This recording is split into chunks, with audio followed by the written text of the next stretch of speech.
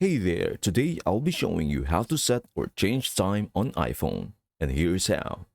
Opening the settings app will allow you to modify the time that appears on your iPhone. Next, you can scroll down and choose the general option.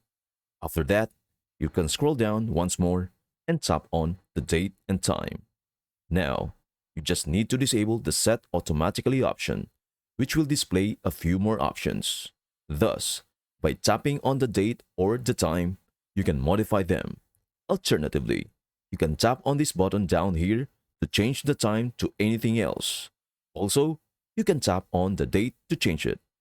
And after this is configured for your usage, you can just tap outside of that wheel.